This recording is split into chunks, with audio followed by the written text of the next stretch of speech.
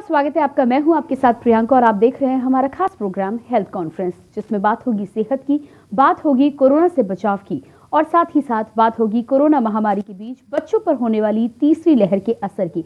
जानेंगे expert doctor के panel से सारे सवालों के जवाब हमारे खास कार्यक्रम हेल्थ कॉन्फ्रेंस में।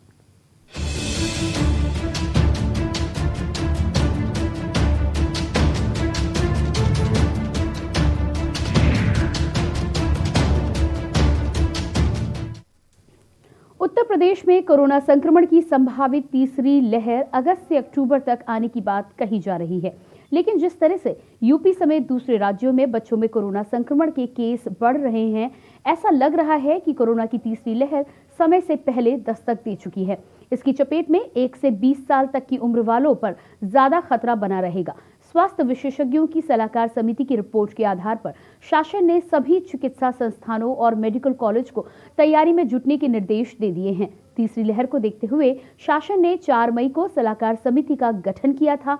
इस समिति ने विभिन्न स्तरों पर समीक्षा करने के बाद संक्रमण की रोकथाम एवं उपचार को लेकर अपनी एक रिपोर्ट पेश की है। समिति की रिपोर्ट के बाद शासन की ओर से प्रमुख सचिव आलोक कुमार ने निर्देश दिया है कि महामारी की संभावित तीसरी लहर ने उपचार एवं प्रभावी नियंत्रण को लेकर पुख्ता रणनीति बनाई जाए।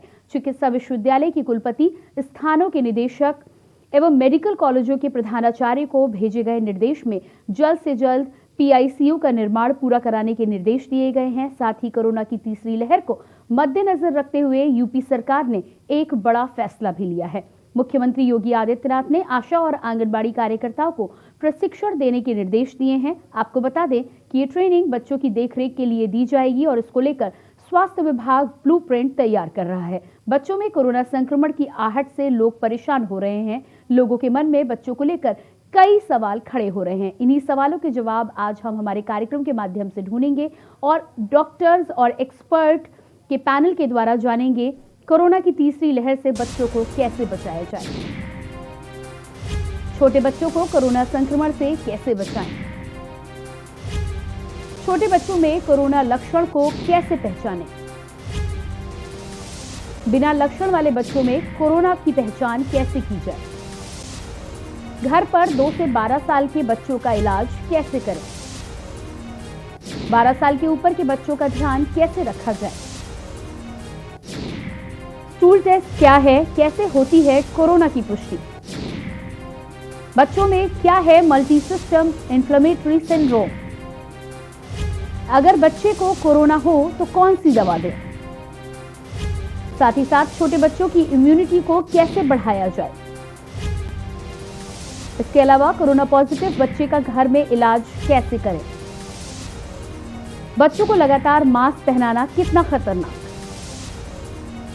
कोरोना की तीसरी लहर से बच्चों को कैसे बचाएं? ये तमाम वो सवाल हैं जिनका जवाब हम एक्सपर्ट्स के पैनल से जानने की कोशिश करेंगे। इसके अलावा तमाम हमारे दर्शक जो माता पिता भी हैं, जिनके बच्चे हैं घरों में, बच्चों के लिए कुछ जानना चाहते हैं, सावधानी के बारे में कुछ सवाल करना चाहते हैं, तो आप हमें कॉल कर सकते हैं। कॉल करने के लिए नंबर्स लगातार आप अपनी टीवी स्क्रीन पर देख सकते हैं। तमाम ऐसे सवाल हैं जिनके बारे में आज हम बातचीत करेंगे। 12 साल के ऊपर के बच्चों का ध्यान कैसे रखें? यदि आपका बच्चा छोटा है, 2 से 12 साल की उम्र के बीच है, तो उसके लिए क्या कुछ सावधानियां आपने बरतनी है? बच्चों में अक्सर देखा गया है कि मास्क लंबे समय तक पहनना बच्चे पसंद नहीं करते। ऐसे में वो कौन कौन सी सावधानियां हैं जो माता पिता को आज के इस दौर में करनी है बच्चे को सुरक्षित रखने के लिए?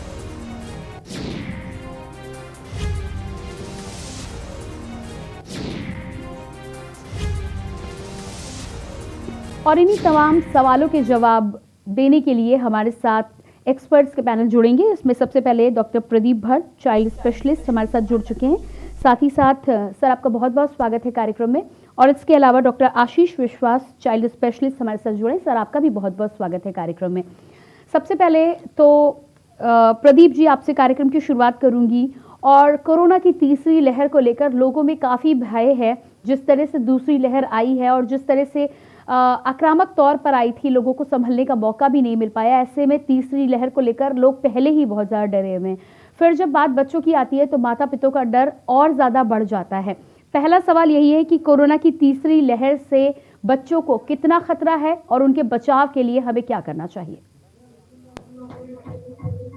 अभी हम कोरोना की दूसरी लहर के मध्य चल रहे हैं। हालांकि ये लहर अभी धीरे धीरे कई स्टेट्स में और हमारे स्टेट में भी कम हो रही है, लेकिन अभी भी कोरोना की दूसरी लहर खत्म नहीं हुई है।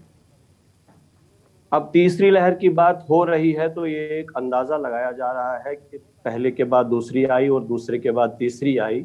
कोई ऐसा साइंटिफिक रैशनल इसके पीछे नहीं है कि तीसरी लहर आएगी या नहीं आएगी, कितनी देर में आएगी, कितनी सीवियर होगी। लेकिन एक अंदाजा यही लग रहा है कि जो पहली लहर आई थी तो उसमें हमने देखा था कि जो हमारे एल्डर्स थे जिनकी एज 50 साल से ऊपर थी वो ज्यादा इफेक्ट हुए, जो यंगस्टर्स थे वो कंपैरेटिवली स्पेयर हो गए, और अगर उनमें इन्फेक्शन हुआ भी तो कम हुआ। अब ऐसी स्थिति है कि जब दूसरी लहर आई तो जो एल्डर्स हैं जिनको जिनको टीके लग चुके थे उनमें संक्रमण या तो नहीं हुआ या कम हुआ, सीवियर नहीं हुआ। लेकिन जो बीच वाले लोग थे, जो यंगस्टर्स थे, मिडिल एज वाले लोग थे, उनमें संक्रमण बहुत ज्यादा हुआ और उनमें मोर्टेलिटीज भी हुई, उनको अस्पतालों में एडमिट भी करना पड़ा। अब इसी अंदाजे से जो एक क्रम चल रहा है उसमें ये अंदाजा लगाया जा रहा है कि एल्डर्स के बाद मिडिल एज वाले लोगों में, और अब जो अगली लहर आएगी हो सकता है कि उसमें सबसे ज्यादा वल्नरेबल पॉपुलेशन बच्चों की हो। कारण ये है कि मिडिल एज और एल्डर्स में इन्फेक्शन हम मान के चल रहे हैं हो गया है। जब तक तीसरी लहर आएगी तब तक हम एक आशा करते हैं कि मिडिल एज और एल्डर्स में काफ़ी हद तक वैक्सीनेशन भी हुई होगी, लेकिन 18 साल से कम के जो बच्चे हैं उनमें वैक्सीनेशन का अभी कोई आने वाले दिनों में कोई ऐसा समाधान नजर आता हुआ दिख नहीं रहा है, तो वही सबसे ज़्यादा वल्नरेबल होंगे। इसलिए हम मान के चलते हैं कि तीसरी वेव जब भी आएगी सबसे ज़्यादा शायद बच्चे ही उसमें संक्रमित होंगे। अब प्रॉब्लम यह है कि अभी आज की तारीख में हमारे पास कोरोना से बचाव के दो ही तरीके हैं। एक तरीका है सोशल डिस्टेंसिंग और वेयरिंग ऑफ मास्क, और दूसरा तरीका यही है कि हम वैक्सीनेशन करें। जहाँ तक वैक्सीनेशन की बात है, अभी 18 साल के नीचे बच्चों के लिए वैक्सीनेशन उपलब्ध नहीं है, लेकिन जल्दी ही आने वाले 3-4 महीनों में हमें लगता है कि 12 से 18 साल के बच्चों के लिए भी वैक्सीन उपलब्ध रहेगा। और जहाँ तक सोशल डिस्टेंसिंग की बात है, मास्क की बात है, तो आगे आने वाले दिनों में बच्चों को संक्रमण से बचाने के लिए हमको सोशल डिस्टेंसिंग और मास्क पहनना, न सिर्फ बच्चों के लिए लेकिन उन अभिभावकों के लिए भी जो घर से बाहर जाते हैं और जिनके थ्रू घर के अंदर इन्फेक्शन आना संभावित रहेगा, उनके लिए भी घर के अंदर भी मास्क पहनना एक बार अनिवार्य हो जाना चाहिए। जी बिल्कुल। सर, यहाँ पर आपको रोकना चाहेंगे, हमारे साथ कॉलर हरविजय जी लखनऊ से जुड़ गए, जान लेते हैं कि इनकी समस्या क्या है। हरविजय जी, बहुत बहुत स्वागत है आपका। जी, अपना सवाल करें, क्या जानना चाहते हैं आप?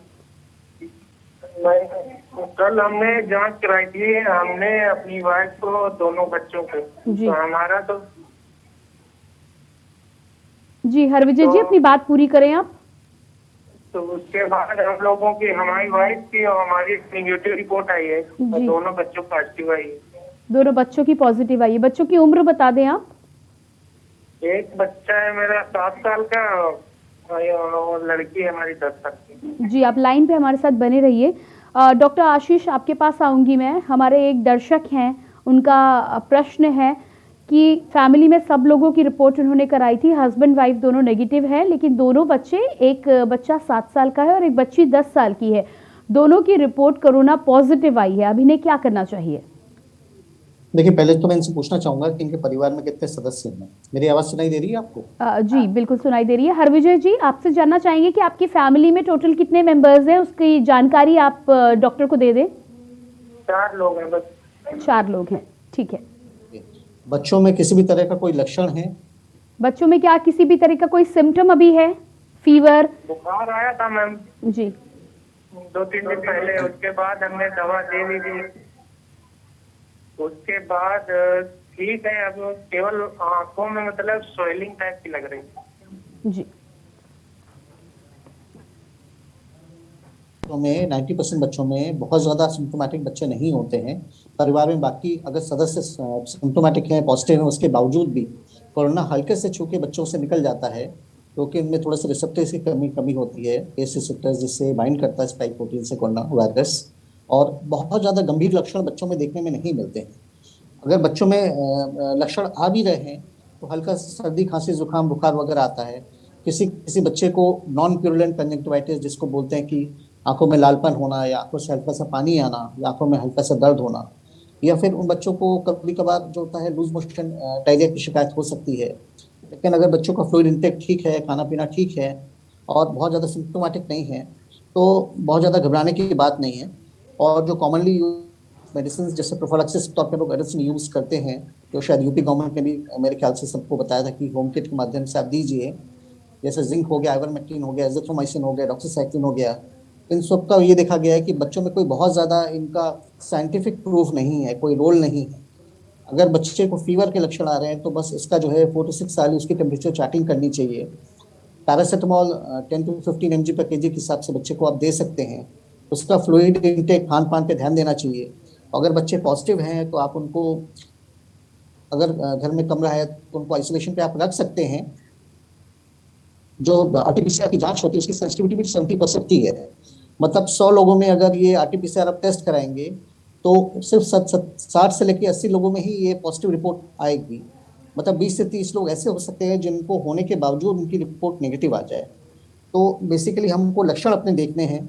अगर किसी को लक्षण आ रहे हैं किसी भी चीज़ के, जैसे फॉर एग्जांपल सर्दी खांसी जुकाम बुखार आ रहा है, तो वो डे 1 ऑफ लक्षण होता है, डे 1 ऑफ सिम्टम्स होता है, उसके हिसाब से हमें अपनी जांच करानी चाहिए।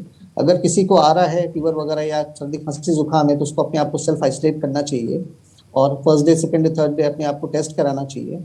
अगर घर के बाकी सदस्य जो है वो बिल्कुल ठीक है, नेगेटिव हैं और बच्चों भी पहले से बेहतर हैं तो बहुत ज़्यादा कोई घबराने की बात नहीं। आंखों में सूजन के लिए आप चाहे तो ऑनलाइन जो है कंसल्टेशन किसी आई सर्जन और ऑप्थेल्मिक सर्जन से आप ले सकते हैं। लेकिन अगर बहुत ज़्यादा कोई विशेष सूजन नहीं है, अगर बच्चे ठीक है तो समय के साथ ये सब चीज़ें भी ठीक हो जाएंगी। जी बिल्कुल, आगे बढ़ेंगे। जी हरविजय जी, हमें कॉल करने के लिए बहुत बहुत धन्यवाद। और यहाँ पर डॉक्टर आशीष आपके पास ही वापस आऊँगी मैं। लक्षणों की जिस तरह से हम बात कर रहे थे, आरटीपीसीआर जांच यहाँ पर की गई है। बच्चों की यदि हम बात करें तो बच्चों में कोरोना के लक्षण पहले तो क्या हैं, और दूसरी बात यदि जांच हमें करानी हो तो क्या आरटीपीसीआर और एंटीजन टेस्ट के अलावा भी कोई टेस्ट हो सकता है? जैसे कुछ लोगों का कहना है कि स्टूल टेस्ट से जानकारी मिल जाती है, इस बात में कितनी सच्चाई है? देखिए, जो गोल्ड स्टैंडर्ड है वो तो आरटीपीसीआर कोरोना के लिए। अब आरटीपीसीआर की सेंसिटिविटी अराउंड 70% है। मतलब अगर आप 100 लोगों में जांच कराएं तो 30% ऐसे लोग होते हैं जिनको होने के बावजूद ये नेगेटिव आ सकता है। लेकिन रैपिड एंटीजन टेस्ट को भी आईसीएमआर और गवर्नमेंट ऑफ इंडिया ने मान्यता दे दी है और डीआरडीओ इस पे काम भी कर रहा है और बहुत जल्दी इसको लेके भी आ रहा है। इसके कुछ वीडियोस वगैरह भी आ गए हैं जो घर बैठे बैठे आप एंटीजन टेस्ट वगैरह कर सकते हैं। इसके अलावा लेकिन स्टूल टेस्ट की भी कोई मान्यता ऐसी नहीं है। जी बिल्कुल, आप अपनी बात पूरी करें। जी, टेस्ट है रैपिड एंटीजन टेस्ट में आरटीपीसीआर, जिसके थ्रू आप जो है डायग्नोज कर सकते हैं किसी व्यक्ति को कोरोना है या नहीं है। जी बिल्कुल। डॉक्टर प्रदीप, आपके पास वापस आएंगे हम, और अगला सवाल यहाँ पर ये है, जिस तरह से तीसरी लहर के बारे में आपने बोला है कि बचाव करना चाहिए और बचाव कर सकते हैं, मास्क के बारे में आपने बोला कि जिस तरह से बाहर यदि पेरेंट्स जा रहे हैं तो उन्हें घर पर भी मास्क पहनना चाहिए।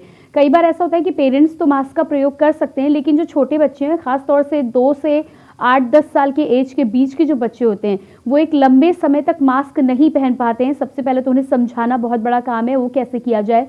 दूसरी बात यह है कि छोटा बच्चा जो ग्रोइंग एज में है, वो यदि इतने लंबे समय तक घर पर रहकर मास्क पहनता है तो क्या ये उनके लिए फेवरेबल होगा, फायदेमंद होगा?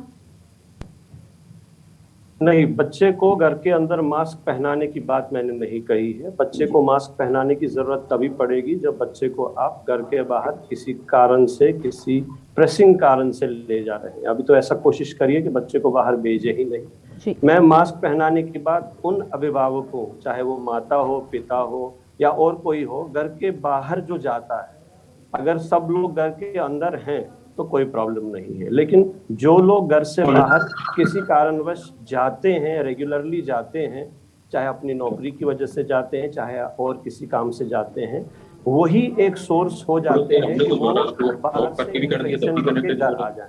तो ऐसे लोगों के लिए अनिवार्य है कि वो घर के अंदर या तो आइसोलेट रहें, वो बच्चों से और बुजुर्गों से जो घर के अंदर हैं उनसे ना मिले, एक अलग कमरे में रहें, और अगर वो उनसे मिलना चाहते भी हैं तो घर के अंदर वो लोग भी एक मास्क का प्रयोग करें जब तक वो इन लोगों के संपर्क में रहते हैं। That is the only way हम बच्चों को और बुजुर्गों को घर के अंदर इन्फेक्शन से बचा पाए। बाकी बच्चों के लिए मास्क पहनाना वाकई में बहुत, अगर बड़ा बच्चा है तो मास्क पहन लेगा, लेकिन छोटे बच्चे को, स्पेशली 1 साल से नीचे वाले बच्चे को काफी देर तक मास्क पहनाना संभावित नहीं होता।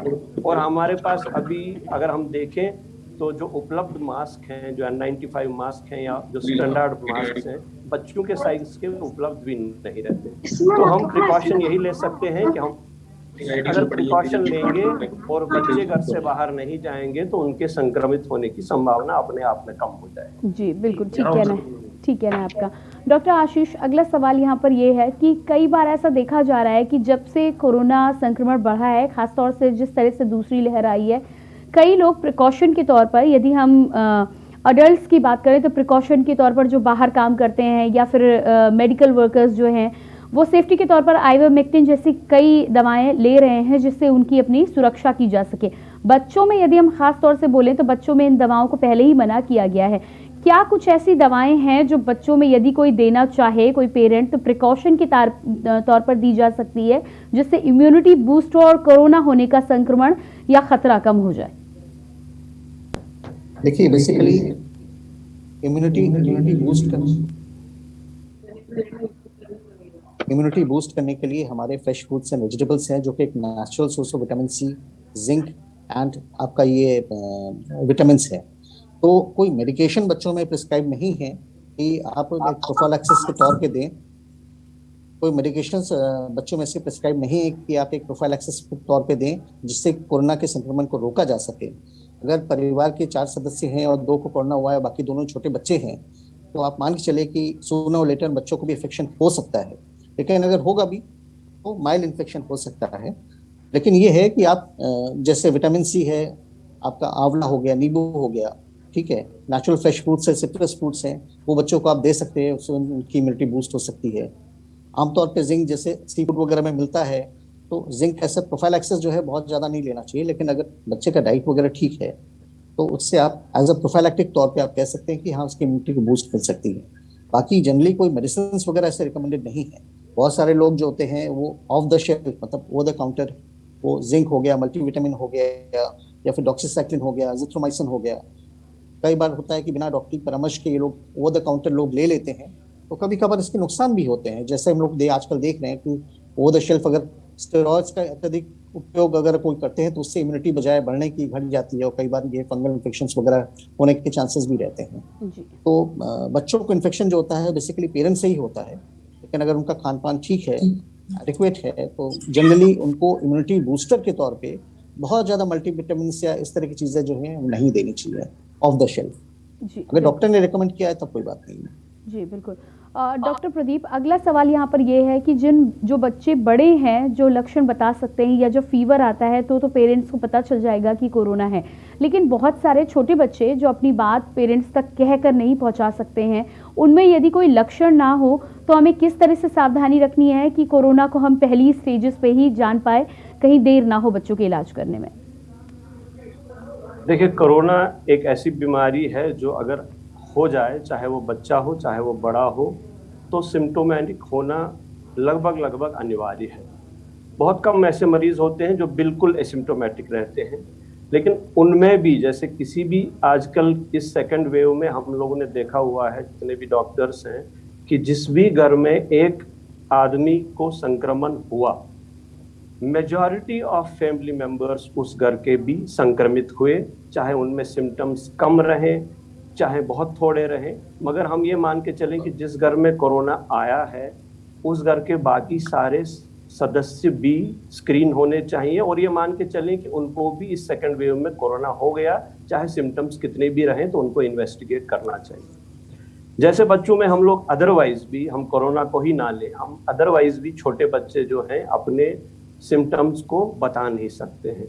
तो it is a thing that has to be observe. हम बच्चों को ऑब्जर्व करेंगे उनके बिहेवियर के लिए कि बच्चे का जो रोज़ाना बिहेवियर है, खेलना, हंसना, कूदना, खाना लेना, पानी पीना, अगर वो सब नॉर्मल है, बच्चा छूने में गर्म नहीं है, बच्चे को जुकाम नहीं है, खांसी नहीं है, चिड़चिड़ा उत्पन्न नहीं है, तो ये मान के चलिए कि अगर बाकी सब सदस्य घर के नॉर्मल है तो ये बच्चा भी नॉर्मल जी। अगर बच्चे को कोई भी सिम्टम्स होते जी हैं बिल्कुल।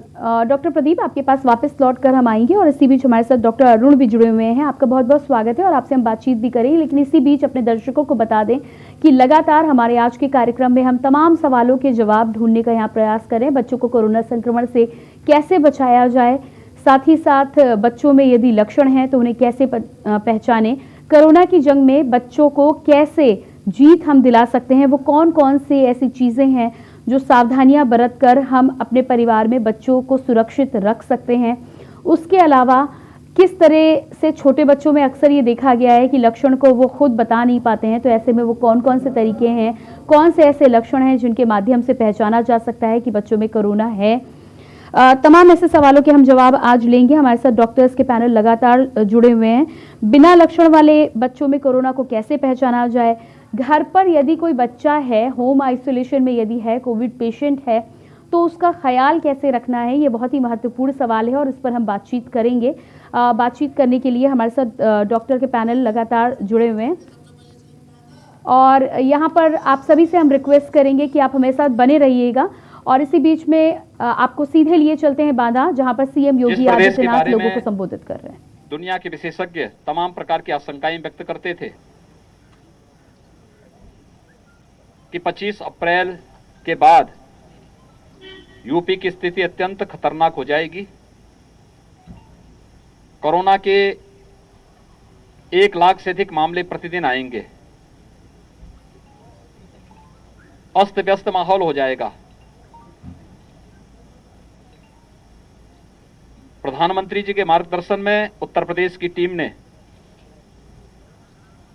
हमारे जनप्रतिनिधियों ने, प्रशासन ने, हेल्थ वर्कर्स ने, कोरोना वॉरियर्स ने, स्वयंसेवी संगठनों ने पूरी मजबूती के साथ, पूरी मुस्तैदी के साथ इसका सामना किया और आज उसका परिणाम है कि 30 अप्रैल को उत्तर प्रदेश में जो एक्टिव केस 3,10,000 थे, आज वो घट करके मात्र 84,000 रह गए हैं। 2,26,000 एक्टिव केस कम हुए हैं पिछले 22 दिनों में। हमारे यहाँ सबसे अधिक पॉजिटिव केस आए थे 24 अप्रैल को, 38,000 से अधिक केस आए थे। आज 4,800 पॉजिटिव केस उत्तर प्रदेश के अंदर आए हैं। यानी ये वह अभियान है जो टेस्ट एंड ट्रीट का अभियान हम लोगों ने प्रारंभ किया था, उसका परिणाम भी इसी रूप में हमारे सामने आ रहा है। फर्स्ट वेव और सेकेंड वेव में कुछ अंतर था। फर्स्ट वेव में संक्रमण था, लेकिन सेकेंड वेव में उससे भी कई गुना, लगभग 30 से 50 गुना संक्रमण था। अचानक एकाएक एक बड़ी आबादी उसकी चपेट में आई, ऑक्सीजन की डिमांड हुई, वेंटिलेटर और ऑक्सीजन युक्त बेड्स की डिमांड हुई, लेकिन आज उसको भी नियंत्रित किया गया। पहली बार आपने देखा होगा ऑक्सीजन एक्सप्रेस चलाए गए, उद्योगों में जाने वाली ऑक्सीजन को भी मेडिकल ऑक्सीजन में बदल करके उसे हॉस्पिटल तक पहुंचाने की व्यवस्था की गई। वायुसेना के विमानों का उपयोग किया गया और इसके बाद हर जनपद में ऑक्सीजन आत्मनिर्भरता के लक्ष्य को प्राप्त किया जा सके। आज उत्तर प्रदेश के अंदर हम लोग 300 से अधिक ऑक्सीजन प्लांट अलग अलग जनपदों में लगा रहे हैं। अगर चित्रकूट मंडल को ही हम देखेंगे तो यहां पे पहले से कुछ ऑक्सीजन प्लांट संचालित हैं, लेकिन 9 नए ऑक्सीजन प्लांट यहां पर प्रस्तावित किए गए हैं, जिन पर कहीं सिविल वर्क प्रारंभ हो चुका है, उन पर कार्य की कार्रवाई आगे बढ़ रही है। प्रदेश के अंदर रिकवरी बढ़ी है, पॉजिटिविटी लगातार कम हो रही है। आज पॉजिटिविटी 2% के आसपास है। रिकवरी हमारी 93% से अधिक है। टेस्ट की क्षमता बढ़ाई है हम लोगों ने, उत्तर प्रदेश में अब तक 4,67,00,000 से अधिक टेस्ट संपन्न हो चुके हैं। मैंने हर जनपद से कहा कि पॉजिटिविटी रेट को कम करने के लिए समय पे कोविड पॉजिटिव को ट्रेस करना और उसका टेस्ट कराना। निगरानी समितियों को हम लोगों ने गांव-गांव में भेजा। आरआरटी की टीम 24 घंटे के अंदर उनका टेस्ट करती है। मेडिसिन किट हम पहले चरण में निगरानी समिति के माध्यम से वितरित कर रहे हैं। उसका परिणाम था कि जो लोग आशंका व्यक्त कर रहे थे गांव की स्थिति अत्यंत खराब होगी, आज वे गांव पूरी तरह गांव के लोगों की जागरूकता, निगरानी समितियों की सक्रियता, आरआरटी टीम के द्वारा समय पर टेस्ट करने का परिणाम है, वे अपने को सुरक्षित महसूस कर रहे हैं। एक अभियान उस अभियान का हिस्सा है जिसमें कोरोना के खिलाफ पूरे देश की लड़ाई को विजयी बनाने की हर व्यक्ति के मन में एक संकल्प दिखाई देता है। और उस संकल्प के साथ ही मैं आज बुंदेलखंड के दौरे पर आया हूं। यहां के जनप्रतिनिधिगण, यहां की प्रशासनिक टीम, स्वास्थ्य विभाग की टीम, मेडिकल कॉलेज, हमारे कोरोना वॉरियर्स, पुलिस प्रशासन पूरी मुस्तैदी के साथ इस पूरे अभियान के साथ जुड़े हुए हैं। हमें व्यक्ति के जीवन को भी बचाना है और उसकी जीविका को भी। हमने लॉकडाउन नहीं लगाया, कोरोना कर्फ्यू लगाया। सामान्य गतिविधियां चल रही हैं, खेतीबाड़ी का काम चल रहा है, उद्योग धंधे चल रहे हैं, परिवहन निगम की बसेज हमारी चल रही हैं, सब्जी मंडी का संचालन हो रहा है, आवश्यक और इमरजेंसी सेवाओं को हम निरंतर चला रहे हैं। लेकिन कुछ लोगों के कार्य अगर इससे प्रभावित हुए हैं तो उनके लिए भी व्यवस्था, प्रधानमंत्री गरीब कल्याण पैकेज के अंदर हर गरीब को मई और जून में 5 किलो खाद्यान्न पर यूनिट दिया जा रहा है। उत्तर प्रदेश सरकार ने जून, जुलाई, अगस्त में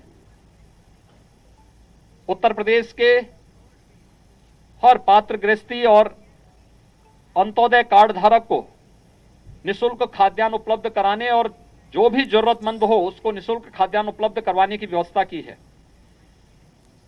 हर जनपद में कम्युनिटी किचन हमारे प्रारंभ हो चुके हैं। जरूरतमंद मरीज के परिजन, उनको भोजन मिल सके,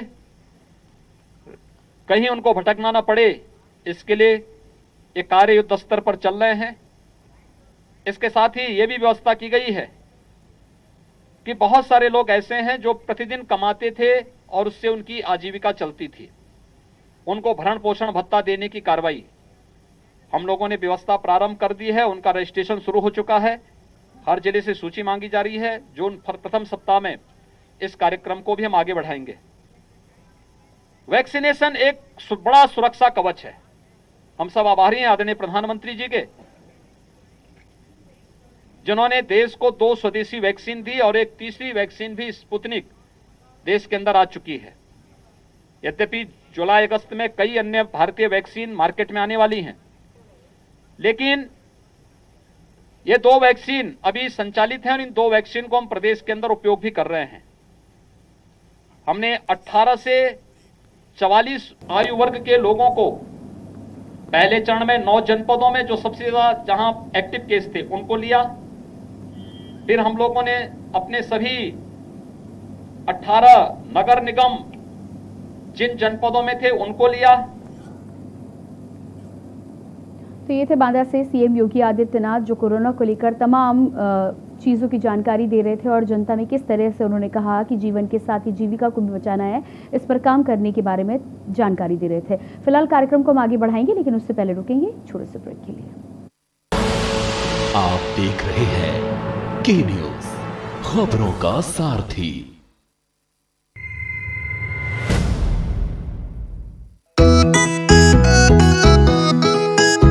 सबको टीका लगवाना है, कोरोना को हराना है, टीके की सुरक्षा अपना कर सुरक्षा चक्र बनाना है। 18 साल की उम्र हो, युवा हो या बुजुर्ग हो, एक पल भी सोचे बिना ये मौका नहीं गवाना है। सबको टीका लगवाना है, कोरोना को हराना है।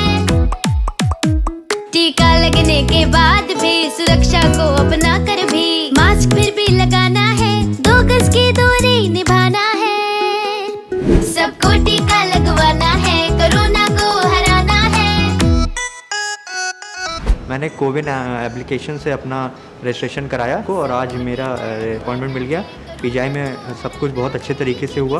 प्रोसेस बहुत ही स्मूथ और बहुत ही लाइट तरीके से कंडक्ट किया गया। 18+ के लिए ये जो इनिशिएटिव लिया गया है बहुत अच्छा है। तभी मुझे वैक्सीन लग गई है और बिल्कुल कोई प्रॉब्लम नहीं हुई मुझे। मैं इसके लिए हमारी उत्तर प्रदेश गवर्नमेंट का बहुत बहुत शुक्रिया करना। चलो टीका लगवाएं, कोरोना को हराएं। निःशुल्क टीकाकरण अभियान में 18 वर्ष से अधिक उम्र वालों के लिए टीका लगवाकर सुरक्षा कवच बनाएं। comin.gov.in पर रजिस्ट्रेशन करवाएं। सूचना एवं जनसंपर्क विभाग उत्तर प्रदेश द्वारा जनहित में जारी।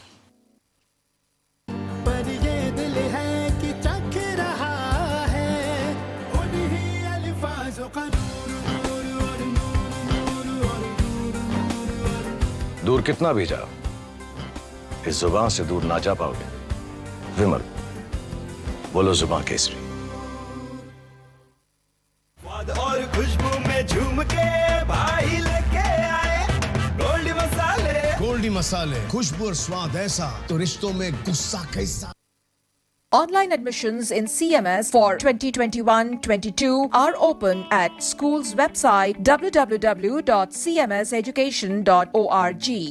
खुदी को आजमाया है तो ये अंदाज आया है, खुदी को आजमाया है तो ये अंदाज आया है। तुम में भी मैं हूं, शुद्ध प्लस पान मसाला। आप देख रहे हैं के न्यूज, खबरों का सारथी।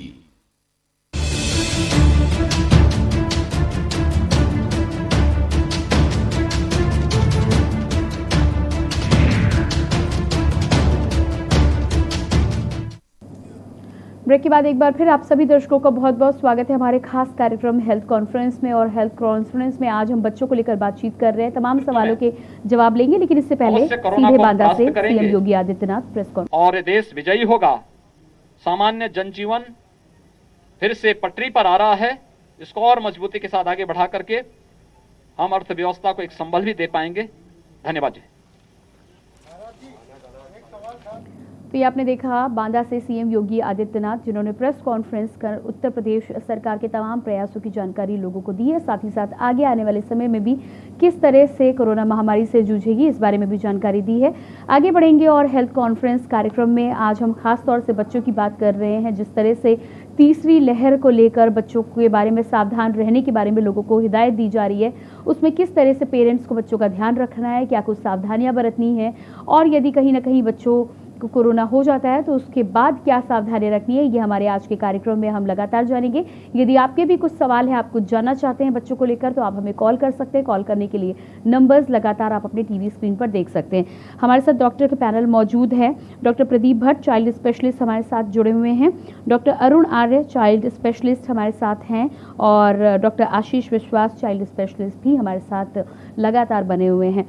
डॉक्टर अरुण, आपके पास आऊँगी मैं, और कोरोना को लेकर हमने तमाम चीज़ों के बारे में डॉक्टर प्रदीप और डॉक्टर आशीष से अभी बातचीत की है, जानकारी ली है। अगला सवाल मेरा ये है कि 2 साल से 12 साल के बीच यदि कोई बच्चा जिससे कोविड हो जाता है, तो ऐसे में होम आइसोलेशन में यदि हम रखते हैं तो किन बातों का खास तौर पर ध्यान रखना है और कैसे बच्चों का ख्याल रखना है?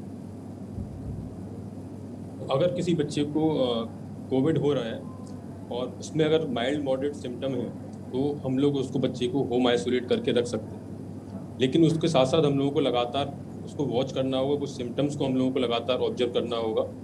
जैसे कि अगर बच्चे की सांस जो है उसकी जो निर्धारित सीमा से अगर तेज़ चल रही है तो हम लोगों को देखना होगा। अगर उसका बच्चे का टेम्परेचर लगातार 100 के ऊपर बना हुआ है और 5 से 7 दिन हो गए तो हम लोगों को तुरंत डॉक्टर से परामर्श लेना होगा। अगर बच्चे की जो सांस लेने की जो स्पीड तेज़ है और साथ में क्या हो रहा है उसकी जो पसलियाँ अंदर की तरफ धंस रही, तब भी हम लोगों को तुरंत जो है डॉक्टर से संपर्क करना होगा। इस पे हमको लगातार ध्यान रखना है। इसके अलावा हम लोगों को SpO2 मॉनिटर करना है कि अगर SpO2 कम हो रहा है और अगर 94 के नीचे आ रहा है तो हमको तुरंत जो है डॉक्टर से एक बार जरूर परामर्श करना है। जी बिल्कुल, आगे बढ़ेंगे। और चंद्र प्रकाश जी कुरुक्षेत्र से हमारे साथ कॉलर जुड़े हुए हैं। जी चंद्र प्रकाश जी, बहुत बहुत स्वागत है आपका। चंद्र प्रकाश जी, क्या आप मुझे सुन पा रहे हैं? मैं आपके चैनल के माध्यम से आपके चैनल के माध्यम से माननीय अखिलेश जी से प्रार्थना कर रहा हूँ कि अब तो इंजेक्शन लगवा लो। ये बीजेपी का इंजेक्शन नहीं है, ये मेरा और जो मैडम टीवी पर बोल रही है एंकर, उनके इनकम टैक्स के पैसे से कटा हुआ जो है ना ये इंजेक्शन बना है। जी ठीक है, मोदी का इंजेक्शन नहीं है। जी चंद्र प्रकाश जी, हमें कॉल करने के लिए बहुत बहुत धन्यवाद। आज हम विशेष तौर पर बच्चों को लेकर बातचीत कर रहे हैं। यदि उसको लेकर आपके कुछ सवाल हैं तो आप हमारे सामने वो सवाल ज़रूर रख सकते हैं। फिलहाल कॉल करने के लिए आपका बहुत बहुत धन्यवाद।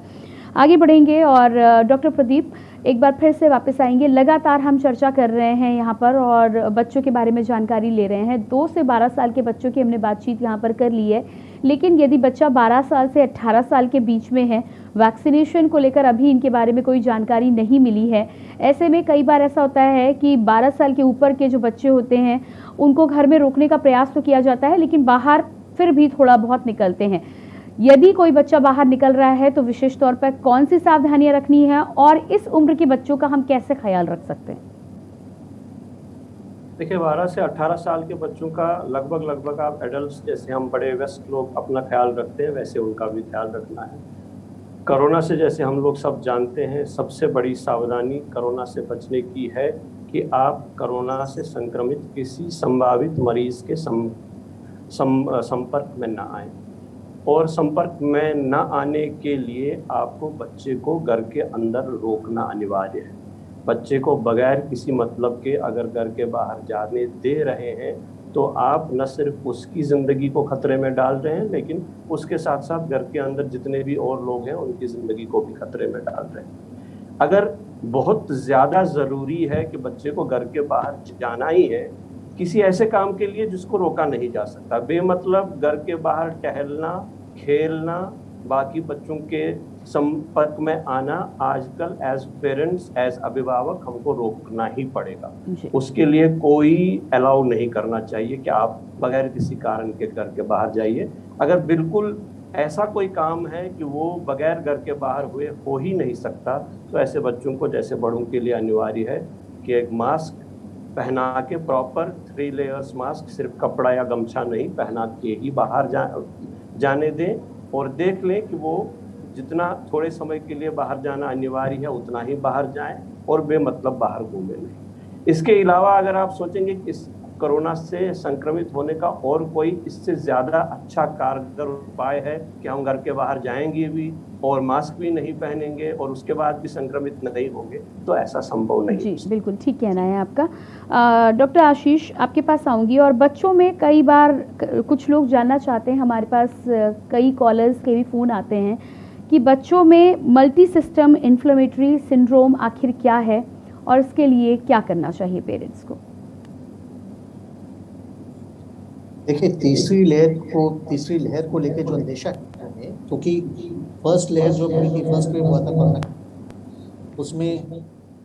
उसमें बेसिकली ओल्ड एज के जो लोग थे, 60 साल के ऊपर जो बुजुर्ग थे, वो लोग संक्रमित हुए थे। ये जो करंट ऑनगोइंग सेकेंड लहर जो चल रही है, उसमें हमने देखा कि 30 से लेकर 50 साल 60 साल के जो व्यक्ति हैं उनमें संक्रमण ज़्यादा हुआ, किसी मौतें भी हुई इसमें। तो ये अंदेशा लगाया जा रहा है कि तीसरी लहर जब भी आएगी कोरोना की, उसमें there is a paradigm shift in the age group of the patients. मतलब उसमें छोटे बच्चे जो पीडियाट्रिक एज ग्रुप है उसमें इफेक्ट उनको हो सकता है। तो इस लहर को रोकने के लिए सबसे इम्पोर्टेंट चीज़ है प्लानिंग, जिसकी पहल जो है सरकार ने ऑलरेडी कर दी है। जो आवश्यक चीज़ों की कमी हम लोगों ने देखा है एडल्ट्स में, जैसे बेड्स, ऑक्सीजन, बाकी सारी चीज़ें हैं, उन चीज़ों की कमी को पूरी तरह से ऑलमोस्ट आप कह सकते हैं दूर कर दिया गया है।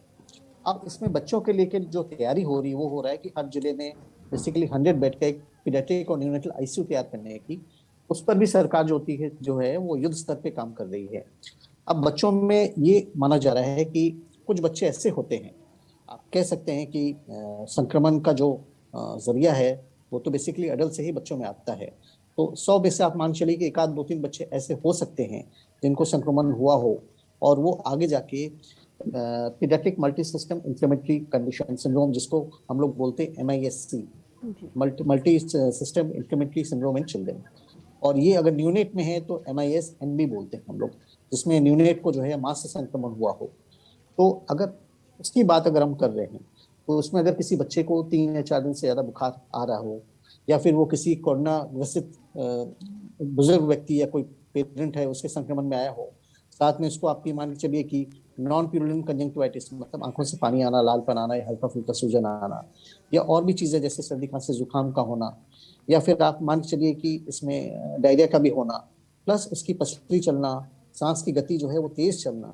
जैसे इन्फेंसी में अगर सांस की गति अगर 6 महीने छोटा बच्चा है तो हम मान सकते हैं कि चलो 40 to 60 हो सकता है, लेकिन उससे अगर ज़्यादा है तो बेसिकली वो निमोनिया की तरफ बच्चा जा रहा है। तो ये सब चीज़ें इंपॉर्टेंट है।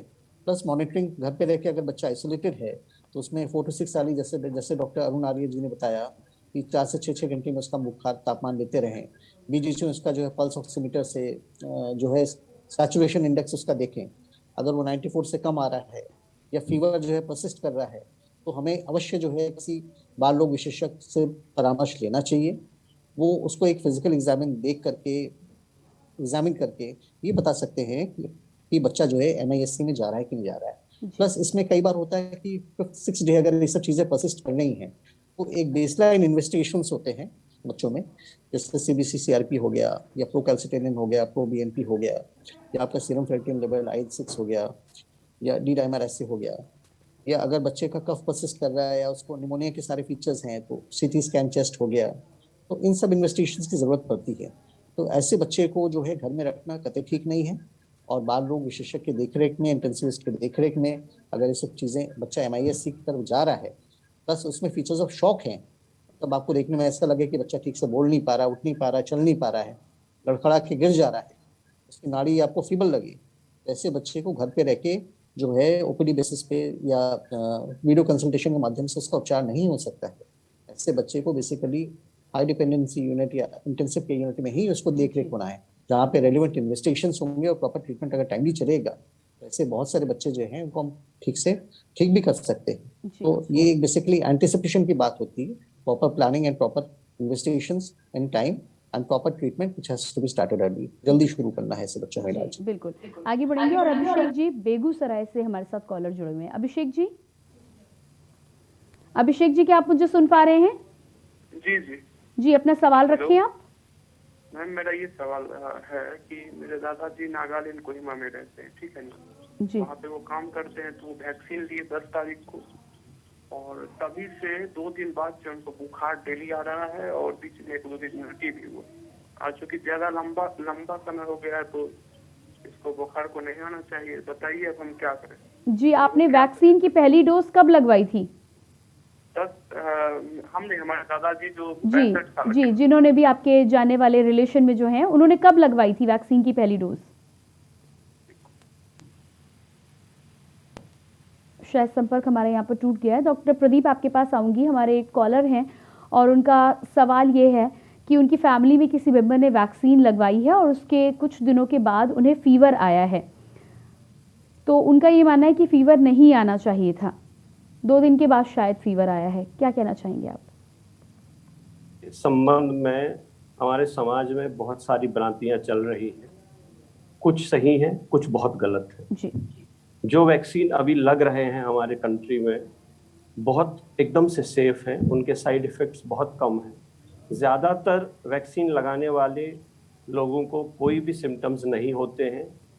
बहुत से कुछ मामूली 1-2% लोग ऐसे हैं जिनको हल्का बुखार आता है, या जहाँ पे वैक्सीन लगा हुआ होता है वहाँ पे दर्द होता है या थोड़ी सूजन आती है, जो 2 या 3 दिन में या तो अपने आप से चली जाती है या पैरासिटामोल की गोली लेने से ठीक हो जाती है।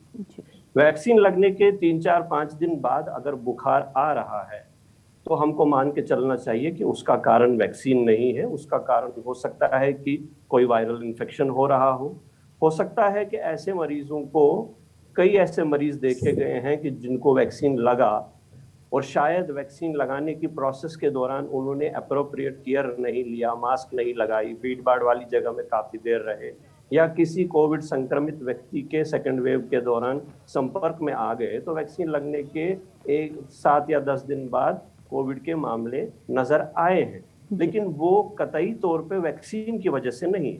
हमको ये मान के चलना चाहिए और सबको समाज में बताना चाहिए कि वैक्सीन की वजह से कोविड नहीं होता। वैक्सीन की वजह से RT-PCR जांच या एंटीजन जांच पॉजिटिव नहीं आ सकती। RT-PCR या एंटीजन जांच तभी पॉजिटिव आती है जब हम संक्रमित हो जाए, और वैक्सीन से संक्रमित नहीं होते। संभावना रहती है कि वैक्सीन के लिए हमारे स्पेशली बुजुर्ग लोग बाहर निकले, वहाँ पे भीड़ भाड़ वाली जगह में गए और किसी संक्रमित व्यक्ति के संपर्क में आ गए, वैक्सीन लगने के 7-10 दिन बाद उनको सिम्टम्स शुरू हो गए, RT-PCR टेस्ट किया गया तो वो पॉजिटिव आ गया। That is not related to vaccine. That is related to an infection that they contracted while they were in the process of going for vaccination. तो वैक्सीन से हमको बिल्कुल क्लियर कट होना चाहिए कि अगर थोड़ा बहुत बुखार या लोकल पेन होता है तो वैक्सीन लगने के 2 या 3 दिन तक हो सकता है, जो अपने आप से ठीक होता है, या एक आध पैरास्टामोल की गोली लेने से हो सकता है। वैक्सीन लगने के बाद 5 दिन, 7 दिन, 10 दिन बाद अगर किसी भी आदमी को बुखार आता है तो ऐसे आदमी को चाहिए कि वो अपने आप को इवैल्यूएट कराएं और ये कॉज ढूंढें कि बुखार किस वजह से आ रहा है। जी बिल्कुल।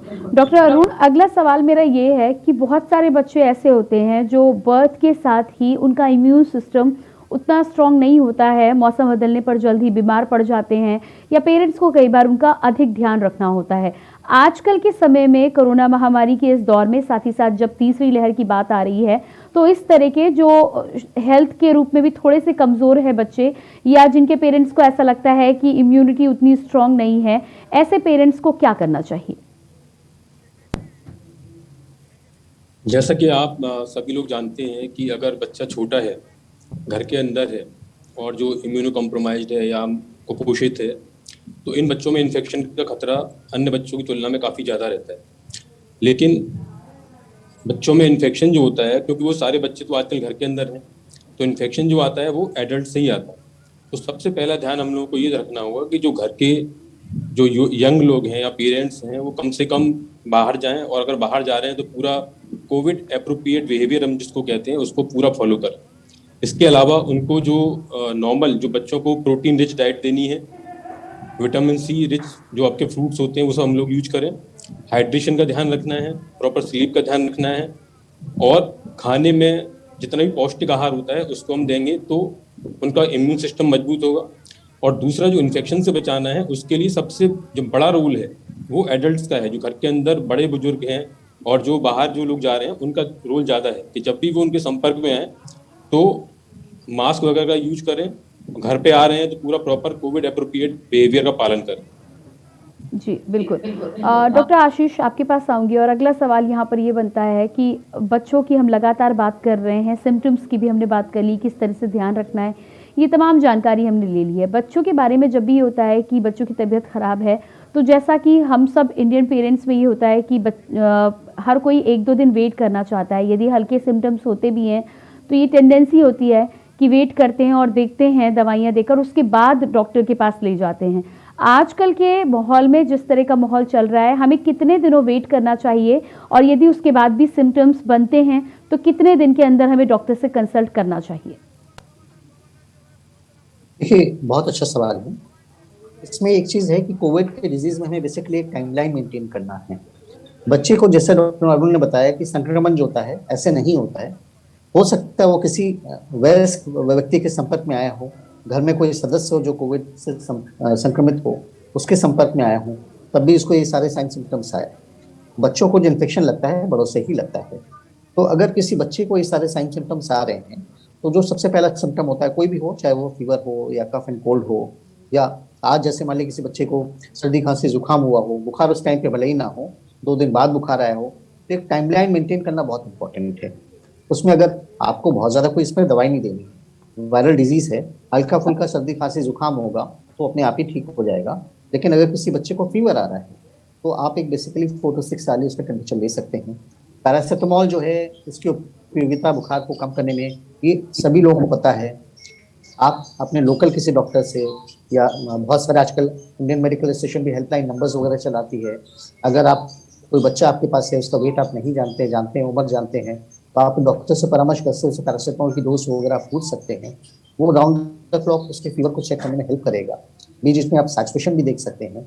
और अगर किसी बच्चे में ऐसा लग रहा है कि कुछ प्रॉब्लम है उसमें बनी हुई है, या कुछ आपको ठीक नहीं लग रहा है, जैसे मान लीजिए फीवर अगर परसिस्ट करता है मोर देन 3 to 5 days, या सैचुरेशन उसका आपको लग रहा है कि बहुत अच्छा नहीं है।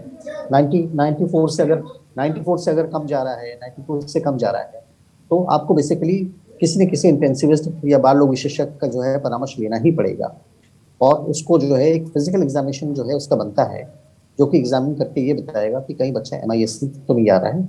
उस टाइम पे आपको रेलिवेंट इन्वेस्टिगेशंस भी कराने हैं।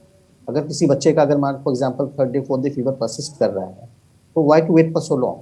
आप उसको इमीडिएटली जो है बाल रोग विशेषज्ञ से बात करके आप उसके बेसिक जो इन्वेस्टिगेशंस होते हैं, जैसे CBC हो गया, CRP हो गया, या LFT KFT हो गया, तो या फिर आपका ये कोविड RT-PCR हो गया, तो ये सब जांचें जो है अगर किसी संक्रमित व्यक्ति के संपर्क में बच्चा आया है तो ये सब करा लेना चाहिए। और बहुत ज्यादा वेट इसमें करने की जरूरत नहीं है। अगर हल्का फुल्का इन्फेक्शन है तो कई बार अपने आप ये 2-3-4 दिन में अपने आप ही ठीक हो जा रहा है, लेकिन अगर प्रॉब्लम परसिस्ट कर रही है तो एक फिजिकल एग्जामिनेशन जरूरी है बच्चे का। जी बिल्कुल, आगे बढ़ेंगे और गाजियाबाद से अगले कॉलर संजय हमारे साथ लाइन पे बने हुए हैं। जी संजय जी, बहुत बहुत स्वागत है आपका। धन्यवाद जी। मैं ये डॉक्टर महोदय से सभी से ये क्वेश्चन पूछना चाह रहा हूँ कि अभी हाल में अभी सुबह का एक स्टेटमेंट आया IMA के एक्स चेयरमैन का कि जिंक की वजह से ब्लैक फंगस हो रहा है। तो पहले ये डॉक्टर लोग क्यों ये कंफ्यूजन क्रिएट कर रहे हैं, कभी कहते हैं जिंक लीजिए, कभी कहते हैं रेमडेसिविर इंजेक्शन लीजिए। तो ये डॉक्टर इनकी खुद की रिसर्च है या WHO के जो इंस्ट्रक्शन आ रहे हैं उनके एजेंट के रूप में काम कर रहे हैं ये? जी। जब किसी दूसरी पैथी के लोग कुछ बोलते हैं उस पर ही 50 सवाल उठा देते हैं, लेकिन इनकी रेमडेसिविर फेल हो गई, इनकी स्टेरॉइड थ्योरी फेल हो गई, इनकी जो बाकी हम थ्योरी थी ऑक्सीजन लेवल जिसमें ऑक्सीमीटर थे वो सारे फेल हो गए। तो ये आपस में मिलकर क्यों नहीं बैठते सभी पैथियों को, चाहे आयुर्वेद हो चाहे। बिल्कुल संजय जी आपके सवाल का मैं जवाब जरूर ले लूंगी, लेकिन यहाँ पर ये भी हम जानकारी आपको दे दें कि क्योंकि कोरोना एक नई बीमारी है, इसको लेकर अभी पर्याप्त मात्रा में रिसर्च नहीं हुआ है। रिसर्च अभी भी चल रहा है, तो हर चीज कई बार टेस्टिंग के फेज से गुजर रही होती है। ऐसे में सीधे डॉक्टर्स पर सवाल उठा देना ठीक नहीं है, क्योंकि डॉक्टर्स के माध्यम से ही आज हम ये जंग जीत पाए हैं। फिलहाल आपका जो कंसर्न है वो मैं जरूर डॉक्टर के सामने रख रही हूँ। हमें कॉल करने के लिए बहुत बहुत धन्यवाद। डॉक्टर प्रदीप आपके पास आएंगे, हमारे दर्शक हैं, इनके सवाल को आपने हो सकता है सुना हो, मैं आपके लिए रिपीट कर देती हूँ। उनका ये कहना है कि जो इतने सारे ट्रायल्स हुए हैं, चाहे रेमडेसिविर को लेकर या अन्य दवाइयों को लेकर, पहले बहुत ही हाइप क्रिएट होता है और फिर जब बड़े बड़ी संस्थाएं होती है, WHO हो या फिर ICMR की गाइडलाइन हो, फिर उसे प्लाज्मा थेरेपी को भी हटा दिया गया कोविड प्रोटोकॉल से। तो इनका ये मानना है कि ऐसा क्यों करते हैं, क्या पहले ट्रायल करके नहीं लोगों के बीच लाना चाहिए, या फिर जब आ जाती है लोगों के बीच तो फिर कैसे ये सब चीज़ें, तमाम चीज़ें जो होती हैं वो गलत साबित होती हैं? देखिए, आपने बहुत एप्रोप्रिएट जवाब खुद ही दिया इनको कि कोविड एक नई बीमारी है जो पिछले 1 या 1.5 साल से हमारे पास है। एक नए तरीके का संक्रमण है और उस संक्रमण के खिलाफ लड़ाई में हमको जब जहाँ पे जिस स्टेज पे कोई भी थोड़ा सा हेल्पफुल, थोड़ा ज़्यादा हेल्पफुल या बहुत हेल्पफुल मेडिसिन या इंटरवेंशन मेडिकल फील्ड में लगा, उसको मरीज़ की जान बचाने के लिए इस्तेमाल किया गया। और क्योंकि मेडिकल साइंस एक ऑन गोइंग इवेंट है, ये एक ठहराव वाली चीज़ नहीं है। मेडिकल साइंस ऐसी चीज़ है जो हर पल, हर समय, हर दिन, हर हफ्ते, हर महीने में बदलती रहती है। हम कोई भी चीज़ उठाते हैं, हम उसको इस्तेमाल करते हैं, इस्तेमाल करने के बाद उसके फ़ायदे और नुकसानों को इवैल्यूएट करते हैं, और उसके बाद फिर इस चीज़ को अगले मरीज़ में इस्तेमाल करना चाहिए या नहीं करना चाहिए, वो इसी इवैल्यूएशन के आधार पर होता है। हर एक चीज़ जो ट्राई करी गई उसका ट्राई करने का एक बेसिस था, एक साइंटिफिक बेसिस था। ट्राई करने के बाद कई चीज़ें ऐसी हैं जो परसिस्ट कर रही हैं, अभी भी हम दे रहे हैं, और कई चीज़ें ऐसी हैं जिनको देखा गया कि उनको इस्तेमाल करने से मरीज़ के संक्रमण में, मरीज़ के अस्पताल में भर्ती रहने में, मरीज़ की जान बचाने में कोई खास बदलाव नहीं आया। तो ऐसी चीज़ों को धीरे धीरे ट्रीटमेंट प्रोटोकॉल से हटा दिया गया। ये एक scientific guided, research based, evidence based medical therapy है, तो इसका समय के साथ बदलना स्वाभाविक है जब तक हम एक पर्टिकुलर एंड पॉइंट तक नहीं पहुंचते। बाकी जो अभी जो भाई साहब फोन करके बता रहे थे, हमको एक बताना चाहिए कि हमको समझना चाहिए कि हर चीज़, हर दवाई इस्तेमाल करने का एक प्रोटोकॉल है। अब अगर हम जिंक को 20 मिलीग्राम प्रतिदिन देना चाहते हैं, रिकमेंडेड है, तो लोग बाग 20 मिलीग्राम की गोली 3 बार, कोई 4 बार, कोई 50 मिलीग्राम की गोली, कोई अपने आप से स्टीरॉइड, कोई अपने आप से आइवरमेक्टिन, कोई अपने आप से डॉक्सीसाइक्लिन, हर तरीके की मेडिकेशन, कोई काढ़ा, कोई कुछ। लड़ाई से लड़ने के लिए लोगों ने अपने आप से हथियार बनाना शुरू किया है। जितने लोग ये सब चीज़ें ले रहे हैं, ज़्यादातर ऐसे लोग हैं जो किसी डॉक्टर से राय लेके, मशवरा लेके ये सब चीज़ें नहीं ले रहे हैं। तो इसलिए नेचुरली है कि अगर आप कोई भी चीज़ बिना साइंटिफिक प्रेस्क्रिप्शन के, बिना ज़रूरत के और जो डोजेज है उससे ज़्यादा ले लें तो उसके साइड इफ़ेक्ट्स आना स्वाभाविक है। साइड इफ़ेक्ट्स अभी जैसे ये कहा जा रहा है कि जो ब्लैक फंगस है वो किस चीज़ से हो रहा है, क्योंकि अभी इस चीज़ के बारे में भी हम सोच रहे हैं कि आखिरकार अगर ये ब्लैक फंगस आ रहा है तो क्यों आ रहा है। तो हम एक इसका कारण ढूंढने की कोशिश कर रहे हैं, चाहे ये हो, लेकिन अभी भी हम आपको बता दें कि कोई कंक्लूसिव एविडेंस अभी नहीं है, कोई रिसर्च बेस्ड एविडेंस अभी नहीं है कि जिंक की वजह से ही हो रहा है। बिल्कुल डॉक्टर अरुण, डॉक्टर प्रदीप माफ कीजिएगा, समय का हमें इशारा यहाँ पर मिल चुका है, तो हमें कार्यक्रम को यहीं पर विराम देना होगा।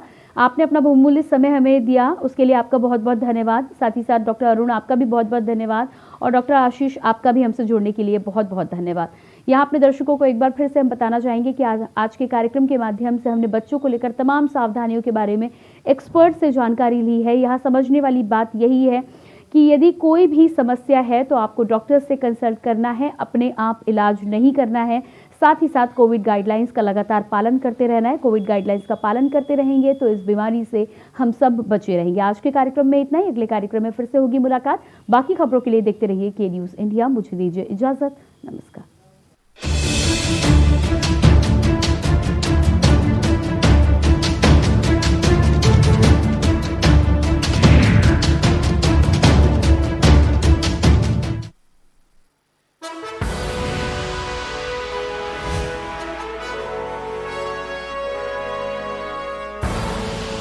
आप देख रहे हैं के न्यूज़, खबरों का सारथी। खुदी को आजमाया है तो ये अंदाज आया है, खुदी को आजमाया है तो ये अंदाज आया है। तुम में भी मैं हूं, शुद्ध प्लस पान मसाला।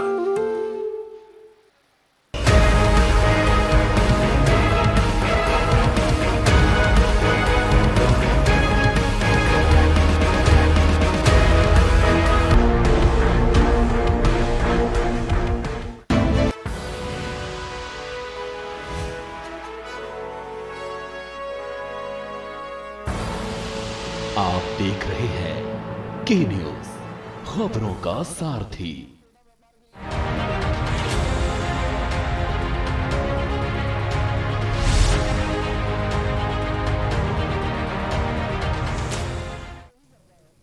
नमस्कार, 6 बजे की बड़ी खबरों में आपका बहुत बहुत स्वागत है। मैं हूं प्रियंका। सबसे पहले बात